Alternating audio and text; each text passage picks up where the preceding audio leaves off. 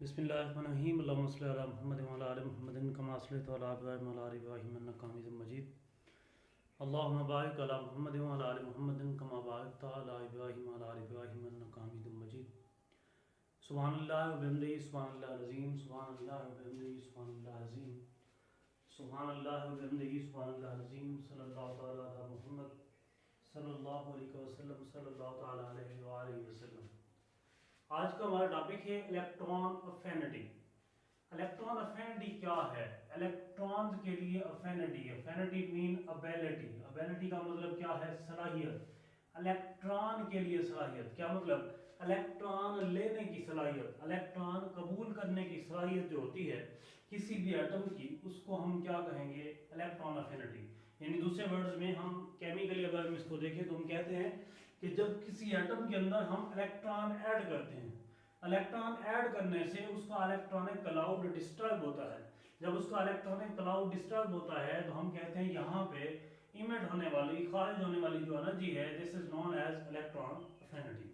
मिसाल के तौर पर मैं अक्सर इसकी मिसाल ये देता हूँ कि छोटा सा बच्चा है आपके घर में, आपने उसको मेडिसिन पिलानी है। अब मेडिसिन पिलाते हुए बच्चा क्या करेगा? कोशिश करेगा, हिलेगा, हाथ पांव मारेगा भी मुझे मेडिसिन ना पीनी पड़े। तो आप उसको मेडिसिन फिर भी पिला देते हैं, वो कोशिश फिर भी करता रहता है। अब उसकी खारिज होने वाली जो एनर्जी है, this is known as electron affinity. अब मेडिसिन भी उसके लिए जरूरी है। आप मेडिसिन को कंसीडर कर लें कि medicine is like that of electron. Electron आप ऐड कर रहे हैं, उसी दौरान वो जो अपनी एनर्जी इमिट कर रहा है, this is known as electron affinity.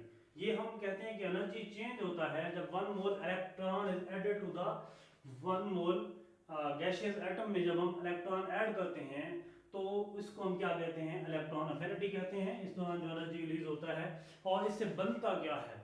Uni negative ion बनता है। क्या बनता है जी? यूनी नेगेटिव आयन, यानी उस एटम के ऊपर नेगेटिव चार्ज क्रिएट हो जाता है। नेगेटिव चार्ज का बनना ये क्या कहलाता है? Electron affinity. यानी नेगेटिव चार्ज जो बना है वो, उसको हम एनाइन कहते हैं। उसकी फॉर्मेशन के दौरान जो एनर्जी चेंज आया है, इसको हम क्या कह रहे हैं? इलेक्ट्रॉन अफिनिटी कह रहे हैं। एग्जांपल दी गई है कि क्लोरीन जो है, इसके अगर ये एक इलेक्ट्रॉन गेन कर लेता है तो क्लोराइड आयन बनाता है। इस दौरान उसकी जो इलेक्ट्रॉन अफिनिटी है वो है -348 किलो जूल पर मोल। किलो जूल पर मोल जो है ये एनर्जी का यूनिट है, यहाँ पे हम इसको यूज करते हैं। उसके बाद ऑक्सीजन जो है वो अगर एक इलेक्ट्रॉन गेन कर ले तो उसकी जो इलेक्ट्रॉन अफिनिटी है वो है -141। इतनी एनर्जी वो क्या करता है? इमिट करता है, फिर वो इस एक इलेक्ट्रॉन को कबूल करता है। If we want to add another electron in the oxygen which has uni negative charge, यानी यूनी नेगेटिव चार्ज उसके ऊपर है, अब उसमें एक इलेक्ट्रॉन आप और ऐड करना चाहते हैं, उसको डाई नेगेटिव बनाना चाहते हैं, तो दूसरा इलेक्ट्रॉन जब आप ऐड करते हैं तो दूसरा इलेक्ट्रॉन ऐड करने के दौरान बजाय इसके कि एनर्जी इमिट होती, अब आपको एनर्जी देनी पड़ती है। इस वजह से हम कहते हैं कि ये जो इसकी इलेक्ट्रॉन अफिनिटी है फॉर सेकंड इलेक्ट्रॉन, ये पॉजिटिव है। अक्सर ये शॉर्ट क्वेश्चन आता है कि by second electron affinity value is positive. Second electron affinity value जो है ये पॉजिटिव है, क्यों? इसकी रीजन क्या है? सेकंड इलेक्ट्रॉन अफिनिटी वैल्यू जो है वो पॉजिटिव इसलिए है because after the addition of the first electron, new incoming electron and the already present electron repel each other. वो क्या करते हैं? इलेक्ट्रॉन एक दूसरे को रिपेल करते हैं। रिपेल करने की वजह से इलेक्ट्रॉन जो है एक दूसरे से दूर दूर होने की कोशिश करते हैं। यहाँ पे अट्रैक्शन मिनिमम हो जाती है because similar charge repel each other, तो इलेक्ट्रॉन सारे एक दूसरे को रिपेल कर रहे होते हैं। इस वजह से उस रिपल्शन को ओवरकम करने के लिए, उस रिपल्शन को कंट्रोल करने के लिए, मैनेज करने के लिए हमें इसको एनर्जी देनी पड़ती है। अब जो हम एनर्जी देते हैं वो उससे ज्यादा होती है जो कि उसकी अपनी खारिज होती है। इसलिए जो इसकी एनर्जी का जो सिंबल यहाँ पे आ जाता है वो क्या आ जाता है? पॉजिटिव, क्योंकि यहाँ पे एब्जॉर्प्शन होती है, तभी ही हम इलेक्ट्रॉन इसमें ऐड कर पाते हैं।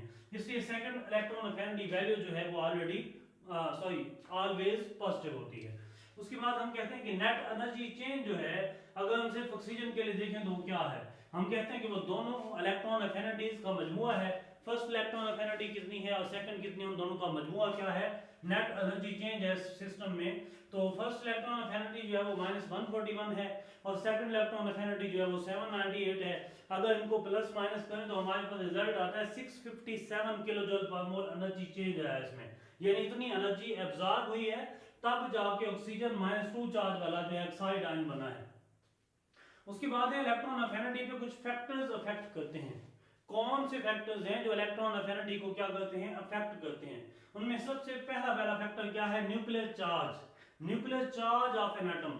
न्यूक्लियर चार्ज क्या होता है जी? अट्रैक्शन ऑफ द न्यूक्लियस, यानी अट्रैक्शन ऑफ न्यूक्लियस किस वजह से होती है? Due to the number of proton. Proton की वजह से न्यूक्लियर चार्ज जो है वो जितना ज्यादा होगा, इलेक्ट्रॉन्स पे होल्ड, इलेक्ट्रॉन्स पे अट्रैक्शन उतनी क्या होगी? ज्यादा होगी।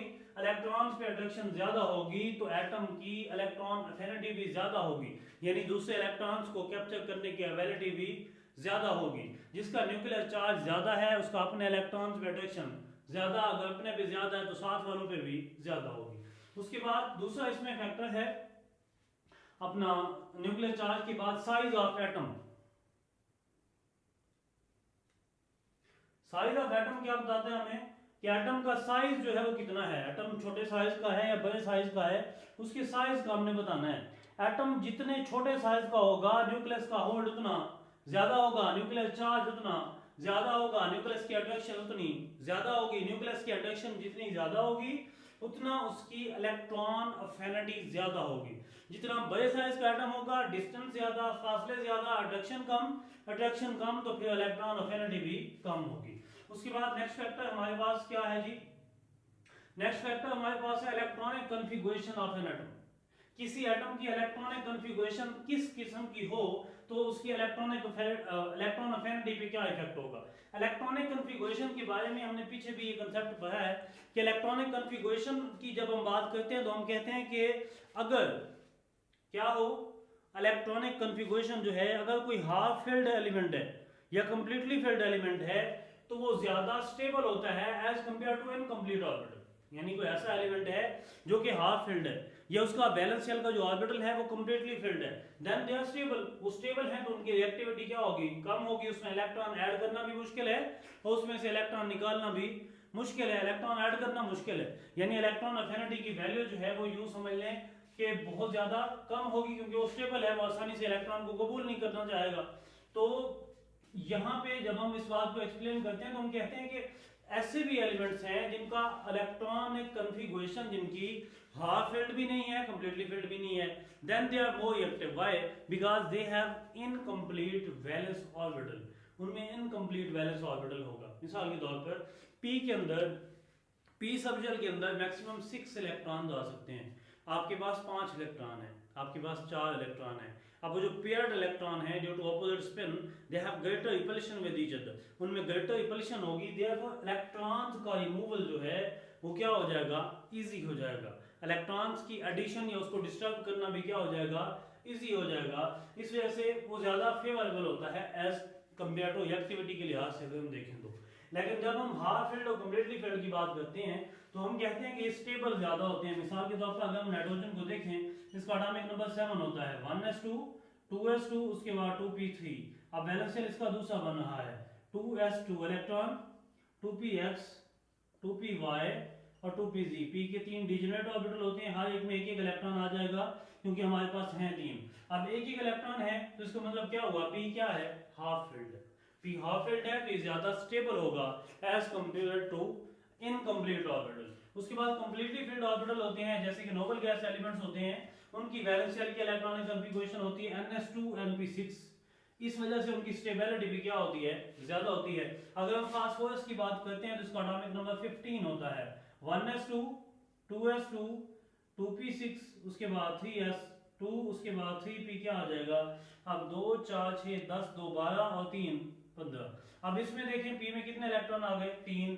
अब 3 इलेक्ट्रॉन है तो इसका मतलब p में मैक्सिमम कितने आ सकते हैं? 6 आ सकते हैं। तो ये हाफ फिल्ड है, हाफ फिल्ड है तो ये ज्यादा स्टेबल होगा, तो इसकी इलेक्ट्रॉन अफिनिटी की जो वैल्यू है वो क्या होगी? यानी बहुत ज्यादा नहीं होगी बल्कि कम होगी। वजह क्या है? क्योंकि स्टेबल है तो ये आसानी से इलेक्ट्रॉन्स को कबूल करना नहीं चाहेगा। उसके बाद half filled and completely filled orbital जो होते हैं वो ज्यादा स्टेबल होते हैं। ये इसका रिजल्ट है। उसके बाद नेक्स्ट हमारे पास है periodic trend of electron affinity. Electron affinity का पीरियोडिक टेबल के साथ क्या रिलेशन है? पीरियड और ग्रुप में हमने इसको एक्सप्लेन करना है। अगर हम ग्रुप को देखें तो इलेक्ट्रॉन अफिनिटी ग्रुप में टॉप टू बॉटम डिक्रीज होती है। Why? Because top to bottom atomic number ज्यादा, एटॉमिक नंबर ज्यादा तो इलेक्ट्रॉन ज्यादा, इलेक्ट्रॉन ज्यादा तो शेल ज्यादा तो न्यूक्लियस से इलेक्ट्रॉन के फासले ज्यादा, फासले ज्यादा तो अट्रैक्शन कम। अगर अपने इलेक्ट्रॉन पे अट्रैक्शन कम है तो किसी और इलेक्ट्रॉन को कबूल करना कैसे आसान होगा, तो उसमें भी अट्रैक्शन क्या होगी, कम होगी। इस वजह से top to bottom electron affinity क्या होती है, डिक्रीज होती है, क्योंकि मोर इलेक्ट्रॉन्स उसमें मौजूद होते हैं। इलेक्ट्रॉन इलेक्ट्रॉन रिपल्शन क्रिएट होता है जिसको हम शील्डिंग इफेक्ट कहते हैं। एग्जांपल यहाँ पे दी गई है आपको ग्रुप 7th जो है आपके पास हैलोजन फैमिली, उसको अगर हम देखें तो एस्ट्राडीन की इलेक्ट्रॉन अफिनिटी सबसे कम, उसके बाद आयोडीन की उससे कम, अपना ब्रोमीन से कम, ब्रोमीन की क्लोरीन से कम, क्लोरीन की फ्लोरीन से कम, यानी इनकी electron affinity top to bottom क्या हो रही है, डिक्रीज होती जा रही है। Why? Due to increase in number of electron, due to increase in number of shell, due to increase in the distances between the nucleus and the valence electron, the repulsion increases. Due to increase in repulsion, the electron affinity value goes on decreasing. उसके बाद हम period की बात करते हैं। अगर हम period को देखें तो इलेक्ट्रॉन अफिनिटी जो है वो मोर नेगेटिव होती है। क्या मतलब कि पीरियड के अंदर जो है इलेक्ट्रॉन को कबूल करने की एबिलिटी क्या होती है, ज्यादा होती है। इलेक्ट्रॉन गेन करने की एबिलिटी ज्यादा होती है। ज्यादा, मोर नेगेटिव का मतलब यही है। इंक्रीज न्यूक्लियर चार्ज, पीरियड के अंदर लेफ्ट टू राइट जब हम मूव करते हैं न्यूक्लियर चार्ज ज्यादा होता है, शेल ज्यादा नहीं होते। इलेक्ट्रॉन पहले से मौजूद शेल में ऐड होते जाते हैं। जब इलेक्ट्रॉन पहले से मौजूद शेल में ऐड होते हैं, न्यूक्लियर चार्ज ज्यादा होता है, न्यूक्लियस की कशिश ज्यादा होती है, साइज ऑफ एटम क्या होता है, समाला होता है, तो उसकी वजह से क्या होगा, फिर इलेक्ट्रॉन अफिनिटी की जो वैल्यू है वो क्या होगी, इंक्रीज होगी। वजह due to decrease in atomic radius, due to decrease in atomic size. Why atomic radius or atomic size decreases? Because the attraction of the nucleus on the valence electron to the all electron increases due to increase in nuclear charge, and due to increase in attraction of the nucleus on the electron, the size of atom collapses, size of atom decreases. Size of atom decrease होगा तो nucleus की attraction क्या होगी, ज्यादा होगी, nucleus का hold ज्यादा होगा, तो फिर हम क्या कहेंगे कि इलेक्ट्रॉन अफिनिटी भी क्या है, ज्यादा है। यहाँ तक हमारा ये टॉपिक जो है इलेक्ट्रॉन अफिनिटी खत्म हुआ।